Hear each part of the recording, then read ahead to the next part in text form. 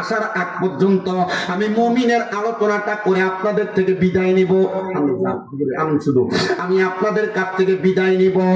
প্রিয় মুসলমান ইমানদার, আমি আপনাদের গাতারতে বলি, এবার যখন কোন মুমিন মারা যাবে, মুমিন মারা যাওয়ার আগে আমার আল্লাহ তাআলা বেঈমানের কাছে তো দুইটা ফেরেশতা পাঠাইছে।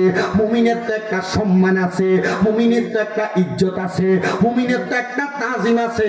মুমিনের সম্মানে আল্লাহ তাআলা মুমিন বান্দার কাছেও দুইটা ফেরেশতা প্রেরণ করে দিবে। ওই দুইটা ফেরেশতা যখন মুমিনের কাছে আসবে,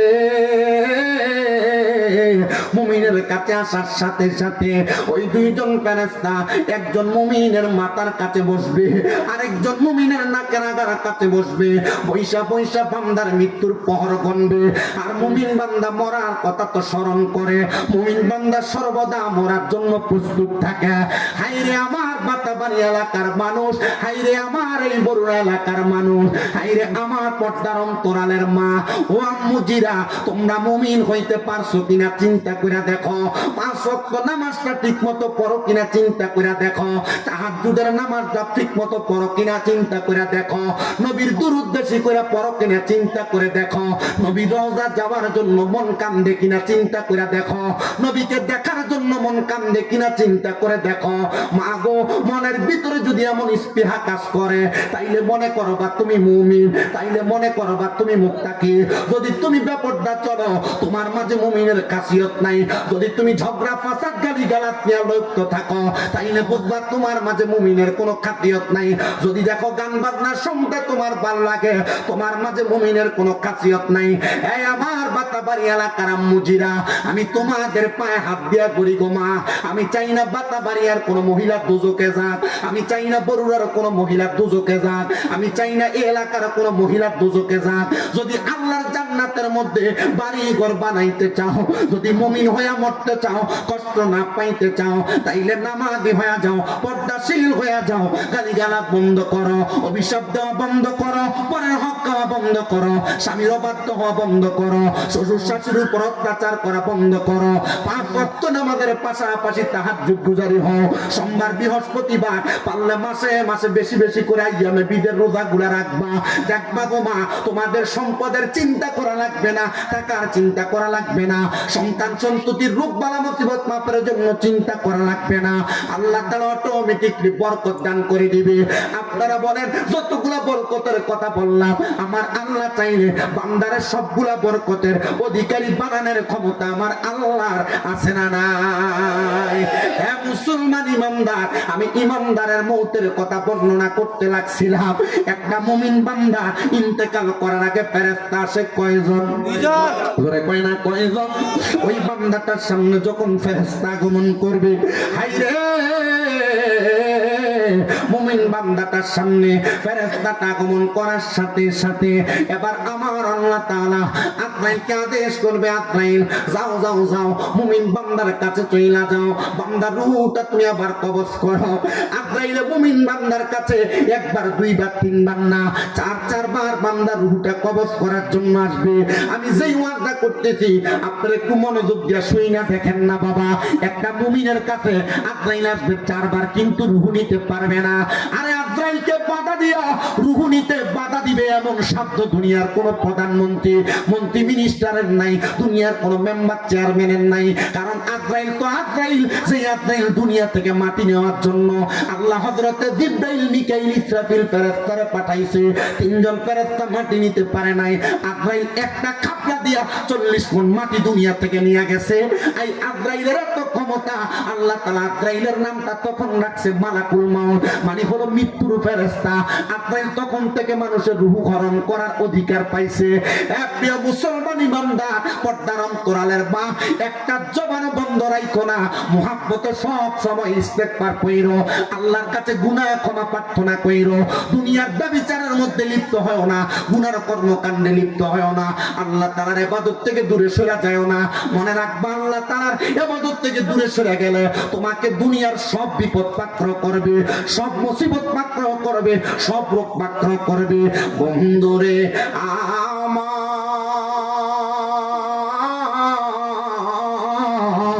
ও আমার এই বাতাবাড়িয়ার মানুষেরা, শোনো অন্তরের কানটা লাগায়া এবার আজরাইলে প্রথমবার মুমিন বান্দার কাছে আসবে।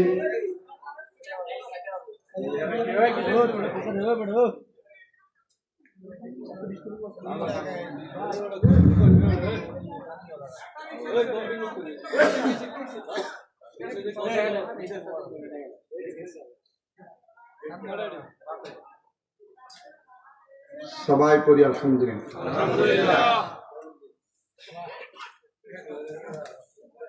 আল্লাহ তাআলা আমাদেরকে ইমানি হায়াত, ইমানি জিন্দেগি, ইমানি মৌত দান করেন, আমিন। করেন আমিন, আমিন।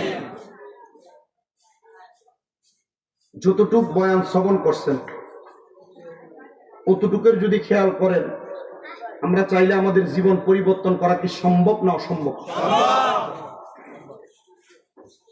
যদি সম্ভব হয় এতটুকুর ভিতরে জীবন পরিবর্তন করবেন ইনশাআল্লাহ। দুনিয়ার জিন্দেগি ভালো তো আখিরাত ভালো, অল্প কথায় বোঝাচ্ছি। জান্নাত নিয়ে আসুন। দুনিয়ার জিন্দেগি খারাপ তো আখিরাত বরবাদ, ঠিক আছে না আব্বা? দুনিয়ার যে মানুষটা বদ কাজ করে, হারাম কাজ করে, পরের হক মেরে খায়, এরা জানে এরা যে গুনার কাজ করে, বদ কাজ করে।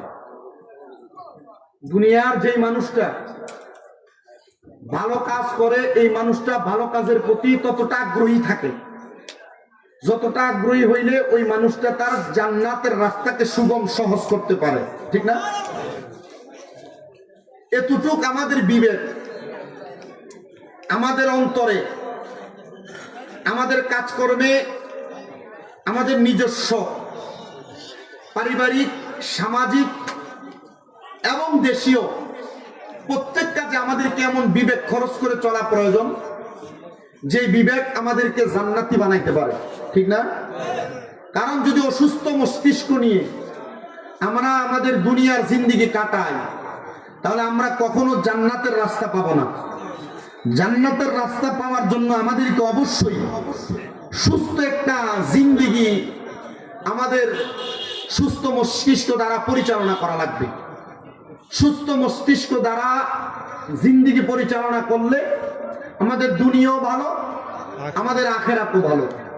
আখিরাত ভালো মানে শুধু কবরের জীবন না, ঠিক মৃত্যুর শুরু থেকে শেষ পর্যন্ত। এরপরে কবর, এরপরে হাসর, এরপরে মিজান, এরপরে ফুলসিরাত, এরপর জান্নাত আর জাহান্নাম। আমরা জান্নাতে যাব না জাহান্নামে যাব? যে জান্নাতে যাওয়ার রাস্তার সুগম পথ, সেই পথটার আলোচনা ইনশাআল্লাহ আবার কখনো যদি আশেপাশে সুন্দর পরিবেশে শৃঙ্খলাবদ্ধ জায়গায় আসি আপনাদেরকে করে দেওয়া যাবে। কিন্তু জাহান্নামে যাবে যেই যে কাজকর্মগুলা করলে, যেই যেই খাসিয়তের মানুষগুলা জাহান্নামে গেলে কঠিন শাস্তি পাবে, এইটুকু বুঝছেন কিনা আপনারা? যতটুক বুঝেছেন অতটুকুর উপর আমল করে আপনারা আপনাদের জিন্দেগি সাজাবেন। কারণ এক বেআদবকে প্রশ্ন, এক আদববান বড় মুআদ্দাব মানুষ, ওনাকে প্রশ্ন করা হয়েছে, তোমার ভিতরে এত আদব, এত মুআদ্দাব তুমি কিভাবে হইলা? ডাইরেক্ট প্রশ্ন করছে, প্রশ্নের উত্তর দিছে যিনি বেআদব তার কাছ থেকে শিখছি। বলে বলো কি তুমি এত মুআদ্দাব আদববান, তো তুমি আদব শিখলা বেআদবের কাছে? এটা তো হতে পারে না। বলে না, হ্যাঁ হতে পারে। বলে কেন? বলে এই বেআদব যেই যে কর্মগুলা করে আমি সেই কর্মগুলা করি না। আপনারা যারা এখানে বসেছেন, জাহান্নামী খাসিয়তের কাজ কোনটা এটা আপনারা বাংলার মানুষ, শুধু বাংলার মানুষ না, বিবেকবান সব মানুষ জানে যে কোন খাসিয়তের মানুষ কিভাবে কাজকর্ম করলে জান্নাতে যাবে, আর কোন খাসিয়তের মানুষ কিভাবে কাজ করলে জাহান্নামে যাবে। আমরা জান্নাতে যাওয়া রাস্তাটা আমাদের মাঝে গ্রহণ করে নিব, আল্লাহ কবুল করেন, পড়েন না আমিন। জাহান্নামে যাওয়ার যে কাজকর্মগুলা, এগুলাকে আমরা বর্জন করব। আমি একটা গজল পড়তেছি, এর মধ্যে আপনার হুজুরকে নিয়ে আসেন। আমি আবারও বলছি, তার মধ্যে আপনি একটা গজল করবেন আমার সাথে, আমার নিজের লেখা, যেহেতু কয়েকজন যুবক ছেলের আবদার আছে, আমি এটা গাইয়া দিয়া আপনাদের থেকে বিদায় দিচ্ছি। তবে আমি বারবার বলি, সুন্দর পরিবেশ উপহার দিবেন, আলোচনা সুন্দর করে শুনবেন। আমার মাহফিলের শ্রোতাগুলো যেভাবে প্রথম আসছিল ঠিক এভাবেই থাকতো, শুধু একমাত্র পরিবেশের অসারে। এটা আপনাদের দোষ না, এটা আল্লাহ তাআলা লা ইউকাল্লিফুল্লাহু নাফসান ইল্লা উসাহা, আল্লাহ কারো সাধ্যের বাইরে কিছু চাপিয়ে দেয় না।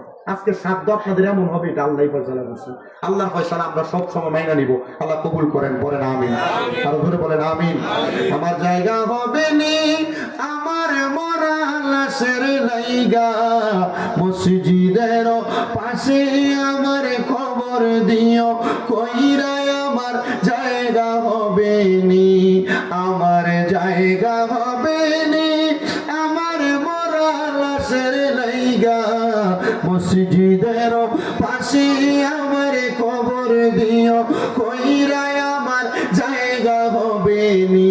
এটা আমি নিজে লিখছি। একদিন আসরের নামাজের পরে আমি একটু কাইফিয়ে শুয়ে রয়েছি, শরীরটা খারাপ, তো অসুস্থতার ভাব আসার কারণে আমি যখন শুইছি হঠাৎ করে আমার গায়ের পশমগুলা কেন জানি দাঁড়ায় গেছে। মৃত্যুর কথাই স্মরণ হয়েছে যে কোন একটা স্বপ্নের কারণে। এটা স্মরণ হওয়ার কারণে আমি গজলটা তখন বৈশা বসে লিখছিলাম, গায়ের কাঁপুনির কারণে। একটু মহাব্বতে আমার সাথে করবেন। আমার জায়গা হবে নি আমার মরা লাশের লাইগা, মসজিদের পাশে আমার কবর দিও, কইরাই আমার জায়গা হবে নি, আমার জায়গা হবে নি আমার মরা লাশের লাইগা, মসজিদের পাশে আমার খবর দিও, কইরাই আমার জায়গা হবে নি। জগৎবাসীর আমি যেদিন যাব মারা দুনিয়া ছাড়িয়া, আমি যেদিন যাব মারা দুনিয়া ছাড়িয়া, ভাই বন্ধু আত্মীয় স্বজন যাবে রে বলিয়া, আরে তোমরা রে তোমার মাঝে শরীক রাখিও করিয়া, আমার জায়গা হবে নি, আমার জায়গা হবে নি আমার মরা লাশের লাইগা, মসজিদের পাশে আমার কবর দিও, কইরাই আমার জায়গা হবে নি। জগৎবাসীর আমি যেদিন যাব মারা দুনিয়া ছাড়িয়া, গায়ের জামা কাপড় সবই নিবে রে খুলিয়া, ওরে 3.5 হাত মাটির কবর দিবারে খুলিয়া, আমার জায়গা হবে নি, আমার জায়গা হবে নি আমার মরা লাশের লাইগা, মসজিদের পাশে আমার কবর দিও, কইরাই আমার জায়গা হবে নি। ওরে দিনের বেলা সূর্য দিয়া প্যান্ডেল সাজাইলা, মাওলা প্যান্ডেল সাজাইলা, আবার ধরে তুফানে বৃষ্টি দিয়া টেনশনে পালাইলা, মাওলা তুই রে তুই, মাওলা তুই রে তুই, আমালে আখির মাওলা তুই রে তুই।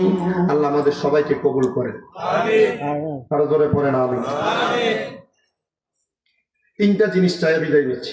1 নম্বর, আমার আম্মাটা অসুস্থ, আজকে 1 বছরের উপরে হয়ে যায়। অনেকে জানে আলহামদুলিল্লাহ সারা বাংলাদেশে আমার যত ভক্ত আছে অনেকে কোরআন খতম কইরা রোজা রেখে আমার আম্মার জন্য দোয়া করছে। আপনি একটু আমার আম্মার জন্য দোয়া করেন। এখনো পর্যন্ত সব দিক সুস্থ, কিন্তু হাঁটা ক্লিয়ার হয় নাই। এতটুকু বলছি যে নিজের কাজ নিজে করতে পারেন। শুধু আমার আম্মার জন্য খাস করে 1 নম্বর দোয়াটা করবেন। 2 নম্বর, আপনাদের দোয়ায় আমার কুমিল্লাতে অনেকগুলো মাদ্রাসা চলে, এর মধ্যে যে আপনাদের ভঙ্গুয়া বরুড়ার ওই সাইডের অনেক দিকের আমার অনেক ছাত্র আছে আমার এলাকা, আপনাদের এলাকার। আপনারা আমার এই ছাত্রগুলোর জন্য দোয়া করবেন, মাদ্রাসাগুলোর জন্য দোয়া করবেন। কেউ যদি পারেন কুমিল্লা চকবাজার নূরপুর কখনো গেলে দেখে আসবেন মাদ্রাসাগুলো। 3 নম্বর, যত সুন্নি ওলামায়ে কেরাম আছে সব ওলামায়ে কেরামের জন্য আপনারা বেশি করে দোয়া করবেন। বিশেষ করে আপনাদের এই জলম, বিশেষ করে আড্ডায় আমাদের আতিক হুজুরেরও মাদ্রাসা আছে, এগুলোর প্রতি আপনারা খেয়াল রাখবেন। আপনারা সবার কাছে দোয়া চাই। আমার আব্বাজান মফিদুল ইসলাম হুসাইনি সাহেব হুজুর কেবলার কাছে দোয়া চাই। আমি বিদায় নিচ্ছি।